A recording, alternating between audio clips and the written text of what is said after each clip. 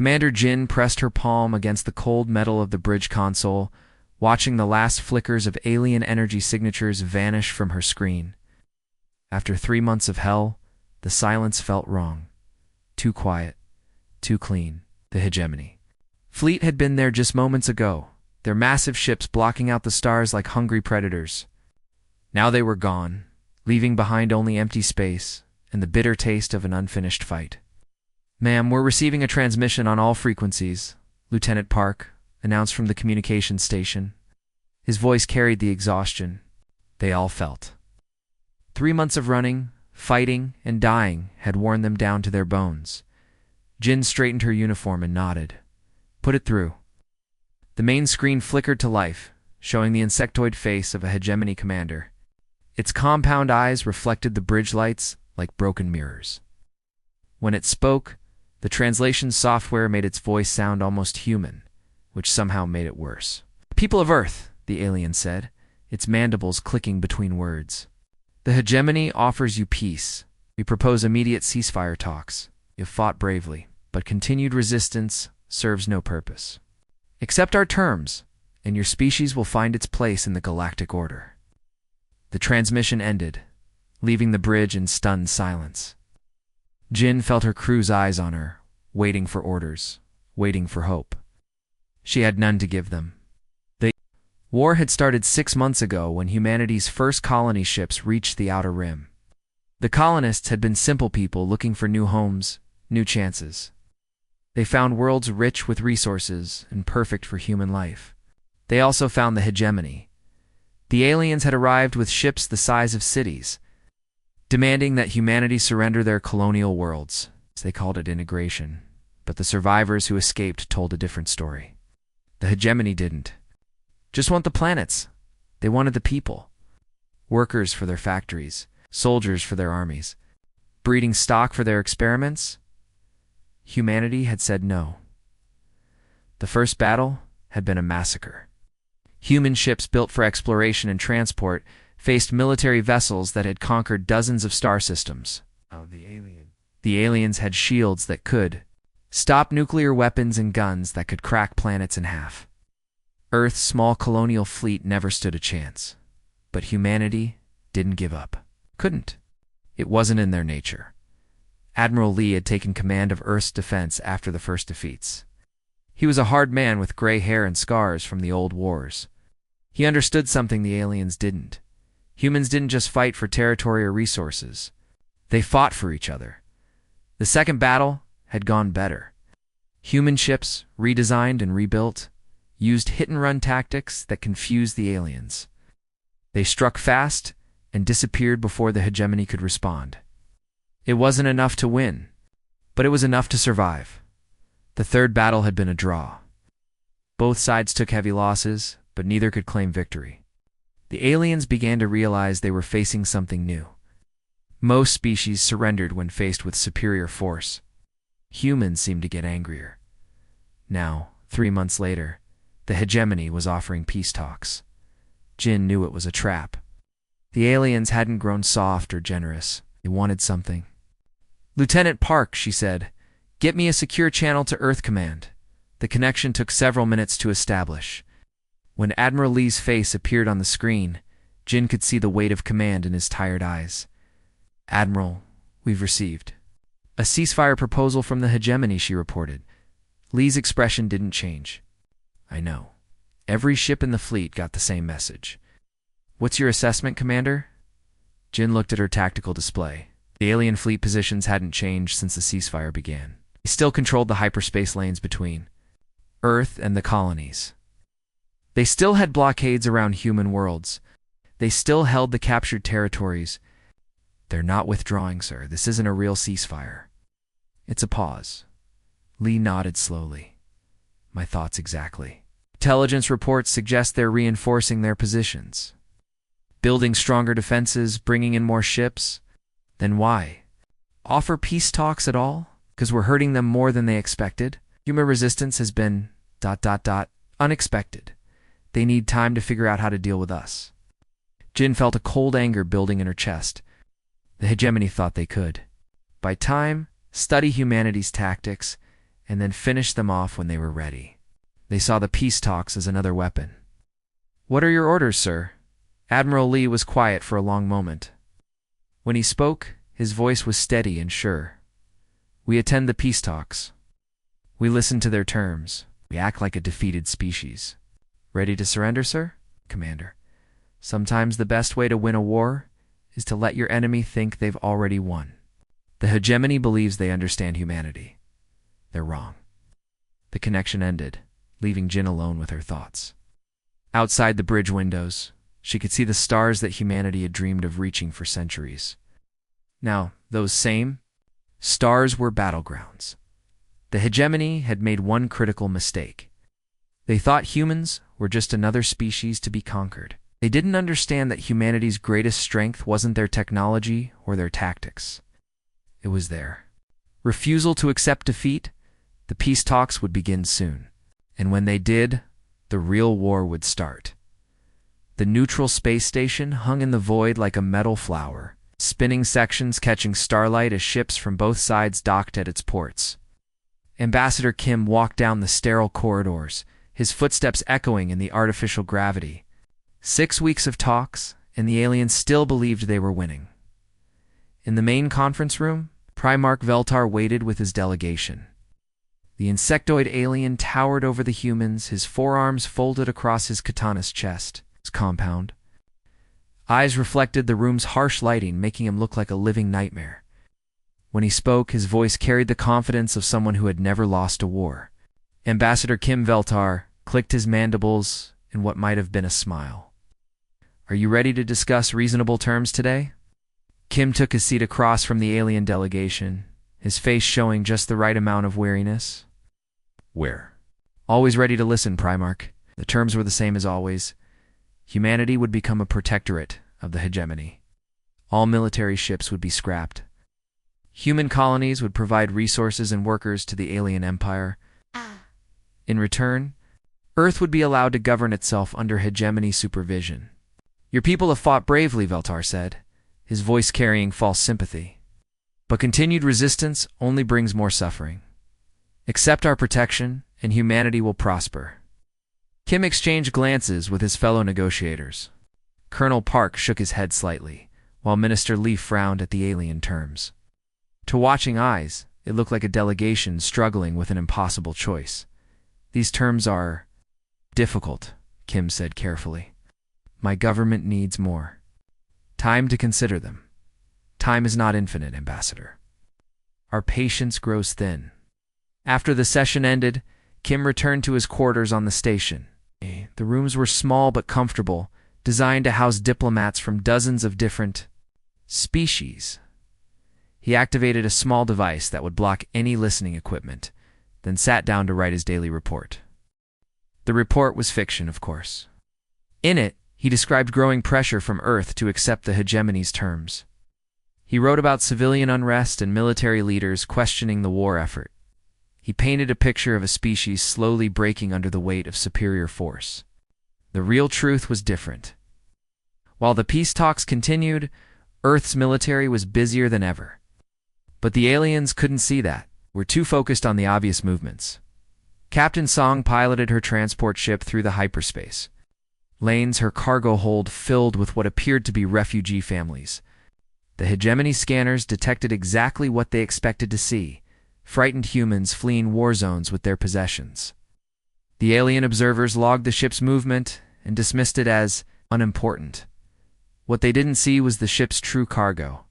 Hidden beneath false floors and inside modified supply containers were military components, advanced computer systems, weapon parts, and most importantly, the specialized crews trained to operate them. The refugee families were actually engineers, technicians, and soldiers in disguise. Song's ship made its scheduled stop at Navigation Point 7, an empty coordinate in space marked only by a small maintenance beacon. To casual observers, it was just another routine stop. Ships often paused at navigation points to check their routes or perform minor repairs. But Point 7 held a secret. Hidden in the cosmic dust and debris was something the hegemony had never detected: a massive construction site. The debris field provided perfect cover for human engineers working around the clock on humanity's most ambitious project. As Song's ship docked with the hidden facility, she could see the work progressing. Massive shapes moved in the darkness, too large to be normal ships. These were something new, something the galaxy had never seen before. The refugees quickly disembarked, revealing themselves to be the specialists they truly were. Back on the space station, the peace talks continued their slow dance. Ambassador Kim argued with his own delegation in full view of alien observers. Colonel Park stormed out of one session, claiming the government was full of cowards. Minister Lee threw documents across the table, shouting about impossible choices. The performance was perfect. The hegemony delegation began to relax, convinced they were watching humanity's leadership fracture under pressure. Veltar's reports to his superiors grew more confident each day. The stubborn humans were finally seeing reason. "They're breaking," Veltar told his military advisors during a private meeting. "Their unity is cracking. Soon they'll have no choice but to accept our terms." The truth was that humanity's unity had never been stronger. Every transport ship, every refugee convoy, every supply run was part of a carefully coordinated plan. The apparent chaos was actually perfect order.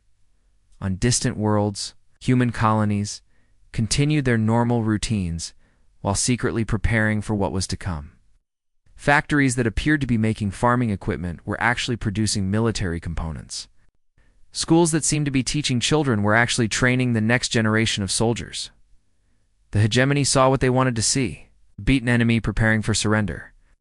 They missed the reality: a species that had learned to fight smarter, not just harder. As the 6th week of negotiations began, Kim received a coded message from Earth. The preparation phase was nearly complete. Soon, the aliens would learn that humanity's greatest weapon wasn't their technology or their courage. It was their ability to make their enemies underestimate them. The peace talks would continue for now, but the real war was about to begin. Admiral Na floated in the observation deck of the hidden command station, her breath forming small clouds in the cold air. Through the reinforced windows, she could see humanity's greatest secret stretching across the darkness of space. The Dreadnoughts hung motionless in the void, their massive forms barely visible against the distant stars. Each ship was a kilometer long, larger than anything humanity had ever built before. They looked like sleeping giants, dark and silent, waiting for their moment to wake. Na had spent the last 5 years of her life overseeing their construction, and she still couldn't believe they were real.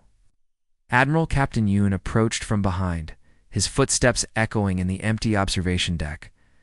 "The final components from Transport Group 7 have been installed. All 50 vessels are now fully operational." Na nodded without turning around. "Crew status? Complete. Every ship has its full complement of officers and specialists. The refugee transports delivered the last of the technical personnel yesterday." The refugee transports. Na almost smiled at the memory. For months, the hegemony had watched human ships moving between worlds, carrying what appeared to be frightened civilians fleeing the war. The aliens had logged every movement, studied every route, and dismissed them all as unimportant. They had no idea those ships were delivering the most skilled engineers, weapons specialists, and ship crews humanity had ever trained. Each transport had carried pieces of the puzzle that was Project Lazarus, and now the puzzle was complete. "Tell me about the cloaking systems," Na said. Finally turning to face her captain, Yoon activated a small holographic display that showed the scanning results from the hegemony's own sensors. As of this morning, their deep space monitors show nothing in this entire sector. No ships, no energy signatures, no gravitational anomalies. According to their instruments, we don't exist. The cloaking technology was humanity's greatest achievement. Dr. Kang and her team had spent decades studying alien detection methods, learning how different species scanned for objects in space. They discovered that every known species used similar techniques, looking for the same energy patterns and gravitational disturbances. The Dreadnoughts were designed to be invisible to all of them. Their hulls were wrapped in fields that bent light around them, making them disappear from visual sensors. Their engines produced no detectable energy signatures. Even their massive weight was hidden by gravitational dampeners that masked their presence. "What about weapons testing?" Na asked. "Completed last week at the proving grounds near Pluto. The kinetic bombardment cannons can punch through any known shield system. The plasma batteries burn at temperatures that would melt a planet's core. And the defensive systems." Yoon paused, searching for the right words. Na walked to another window, looking out at the nearest dreadnought. The UES Retribution hung in space like a dark blade, its hull covered in the strange metamaterial that made it invisible to enemy sensors. Along its surface, crew members making final preparations. The metamaterial was another breakthrough. Human scientists had learned to create substances that could absorb and redirect energy weapons. When an alien plasma cannon fired at a dreadnought, ship's hull would drink the energy and channel it into its own power systems. The more the enemy shot at them, the stronger they became. "Project Lazarus has been our secret for 40 years, Na said quietly. "Ever since we first made contact with alien species, we knew this day would come. We've been preparing for war while pretending to be peaceful explorers. The project had begun in secret military facilities hidden throughout the solar system. While humanity's public face showed peaceful traders and curious scientists, the real work was happening in the shadows.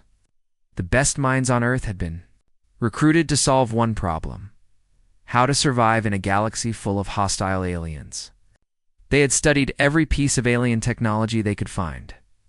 Crashed ships, captured weapons, even fragments of alien armor had been analyzed and reverse-engineered. Human scientists had learned to combine alien technology with their own innovations, creating something entirely new. "The hegemony thinks they're negotiating with a primitive species," Yoon said. "They have no idea what we're capable of." Na nodded. The peace talks were still continuing on the neutral station, with Ambassador Kim playing his part perfectly. The aliens believed they were watching humanity's government collapse under pressure. They thought the war was already over. They were wrong. "Admiral," a voice came over the communication system. "We're receiving a coded transmission from Earth Command.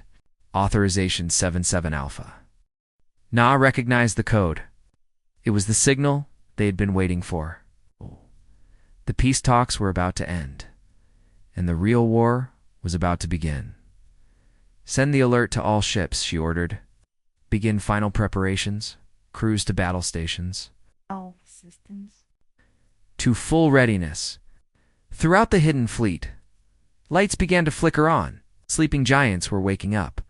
For decades, humanity had pretended to be weak while secretly building the most powerful war machines the galaxy had ever seen. The hegemony had made one fatal mistake. They thought they were fighting the same species they had first encountered.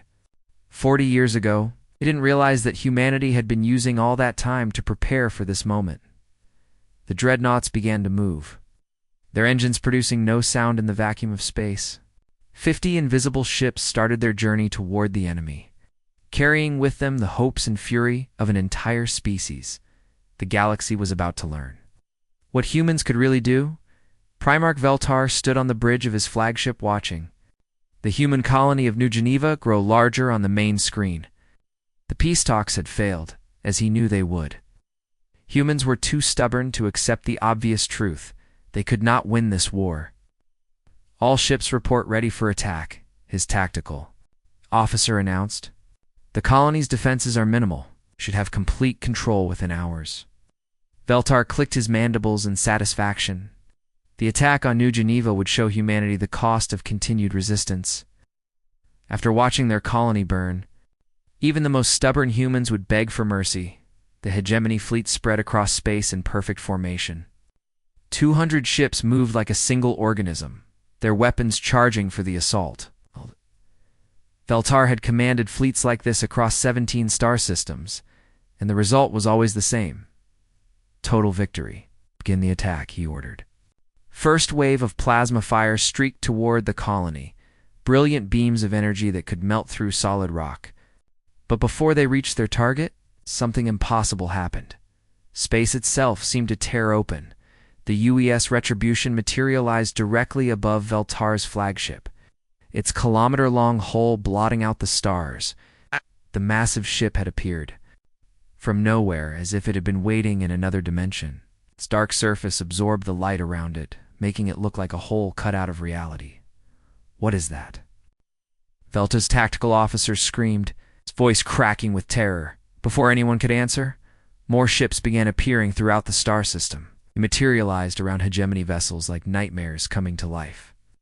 Each human ship was massive, larger than anything in the alien fleet. Their hulls were dark and sleek, covered in materials that seemed to drink light. "How many?" Veltar demanded. 50 ships, sir? No, wait. They're everywhere. They're surrounding us."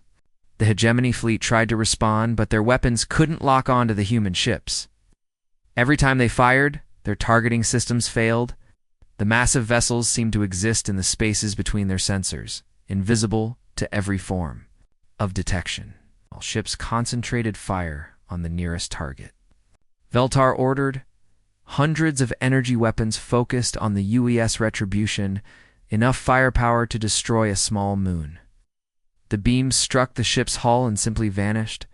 Absorbed by the strange material covering its surface, the human ship seemed to grow brighter, as if it were feeding on the energy directed at it. Then it fired back. The plasma batteries on the Retribution opened fire, and space lit up like a star-going supernova. The beams burned hotter than anything in the hegemony arsenal, cutting through alien shields like paper. 3 hegemony cruisers disappeared in seconds, vaporized by weapons that made their own seem like toys. Across the star system, the pattern repeated. Human dreadnoughts appeared from nowhere, absorbed enemy fire, and replied with devastating attacks that nothing could survive. The hegemony's disciplined formation collapsed as ships tried to flee from enemies. Couldn't see or fight. Captain Yoon watched the battle from the bridge of the UES Vengeance, his ship's weapons systematically destroying a hegemony supply depot. The alien structure, designed to withstand orbital bombardment, crumbled under the focused fire of kinetic bombardment cannons. "Target the communication hub next," he ordered calmly. The hegemony's greatest strength had always been there: ability to coordinate massive fleets through a centralized command system. Every ship was connected to the others, sharing information and receiving orders instantly. It had made them unbeatable for centuries. Now it was killing them. The human fleet had studied hegemony tactics for decades. They knew exactly where to strike to cause maximum damage. Communication hubs, command centers, supply depots, and coordination nodes all exploded under precisely aimed fire. Without their command structure, hegemony ships began operating independently. They lost their coordination, their tactical advantages, and their ability to concentrate firepower. Individual ships tried to fight back, but they were facing enemies designed specifically to counter their technology. Admiral Na watched the battle from her command ship, seeing reports flood in from across 7 star systems. The simultaneous attack was working perfectly. Hegemony fleets that had seemed unbeatable were being destroyed by invisible enemies they couldn't fight. "Admiral," her communications officer reported, "we're receiving surrender signals from multiple alien ships." "Ignore them," Na replied coldly. "Continue the attack." The hegemony had shown no mercy to human colonies. They had enslaved entire populations and destroyed worlds that refused to submit. Now they would learn what it felt like to be helpless. On his flagship, Primarch Veltar watched his empire burn. Ships that had conquered star systems were being destroyed by enemies that appeared from nowhere. His tactical displays showed chaos, with friendly signals disappearing faster than his officers could count them. "All ships, retreat," he ordered. "Fall back to the outer rim." But there was nowhere to run. The human ships moved through space like hunting animals, pursuing fleeing vessels and destroying them without mercy. The hegemony's superior speed meant nothing when they couldn't see their attackers coming. The battle lasted 3 hours. When it ended, the hegemony fleet had been completely destroyed. A few ships escaped to carry word of the defeat, but most were nothing more than debris floating in space. The age of hegemony dominance was over. Humanity had announced its arrival on the galactic stage, and they had done it with overwhelming force. The galaxy would never be the same. Admiral Na walked through the shattered remains of the Hegemony command station, her boots crunching on broken glass and twisted metal. 3 days ago, this had been the nerve center of the galaxy's most feared military force. Now it was nothing more than a tomb filled with smoking wreckage and the bitter smell of defeat. Human Marines moved through the corridors, herding groups of alien prisoners toward the processing areas. The once proud Hegemony soldiers shuffled along with their heads down, their weapons confiscated, and their armor stripped away. Many of them were wounded, bandages covering burns from plasma fire or cuts from flying debris. Admiral, Captain. Yoon approached, holding a datapad with the latest reports. We've received surrender messages from 47 star systems. The remaining Hegemony forces are either destroyed or fleeing toward the outer rim. Na nodded, watching a group of insectoid aliens being led past her. Among them was Primarch Veltar, the same commander who had demanded humanity's surrender just weeks ago. His compound eyes were dull with shock, and his forearms hung limp at his sides. The mighty conqueror looked like a broken toy. What about the other species? Na asked.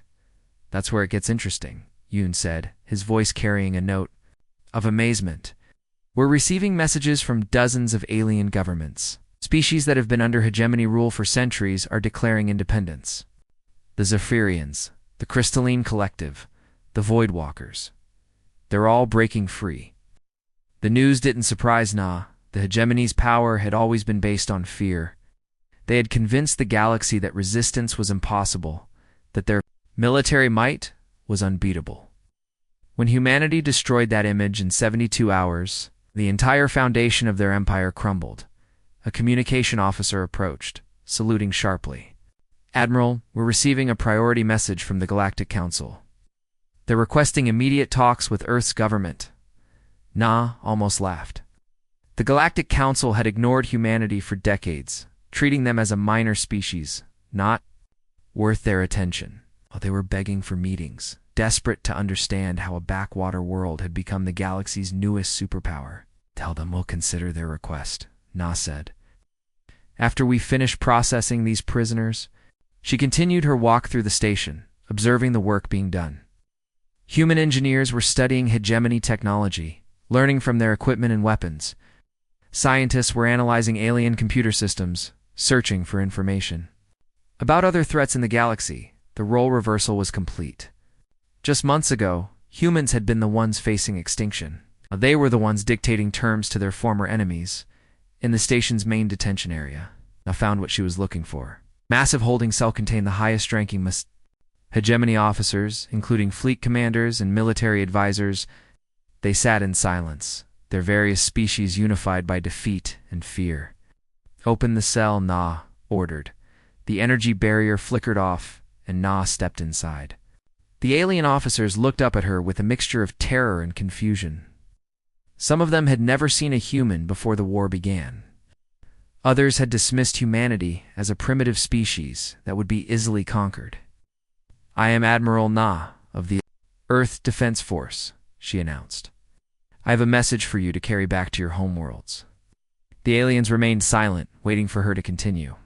For centuries, your empire has conquered and enslaved other species. You told yourselves that might made right, that the strong could take whatever they wanted from the weak. You were wrong. She paused, letting her words sink in before continuing. Humanity will not be following your example. It will not be enslaving your people or destroying your worlds, but we will be watching. Any species that attempts to rebuild the Hegemony's empire will face the same fate as your fleets. One of the alien officers, a reptilian creature with scarred scales, found the courage to speak. How did you do it? Your ships? Your weapons? Where did they come from? Na smiled coldly. We built them. While you were busy conquering other species, we were preparing for war. While you believed your own propaganda about human weakness, we were designing weapons that could destroy your fleets. Truth was simpler than the aliens could understand. Humanity had learned from every encounter with hostile species. They had studied alien technology, analyzed their tactics, and prepared for the day when diplomacy would fail. The Hegemony had seen what they wanted to see, a primitive species that could be easily defeated. They had been wrong. The galaxy is Changing, Na continued. The age of easy conquest is over. From now on, aggressive species will face consequences for their actions, and humanity will be the ones enforcing those consequences. She turned to leave, then paused at the cell entrance. Your surviving ships are being allowed to return to your homeworlds. Make sure they understand this message. The galaxy has a new guardian, and we will not be as forgiving as the species you once conquered. As Na walked away, she could hear the alien officers whispering among themselves in their various languages. Fear, confusion, and disbelief filled their voices. They were struggling to understand how their seemingly invincible empire had been destroyed. So quickly, the hyperspace networks were buzzing with activity. The news of the hegemony's defeat spread across the galaxy like wildfire. Species that had lived in fear for generations were celebrating their freedom. Trade routes that had been controlled by alien cartels were opening to new commerce, and at the center of it all was humanity, the species that had seemed too primitive to matter. The galaxy was learning a hard lesson: never underestimate an enemy. That has had time to prepare. The war was over, but the real work was just beginning.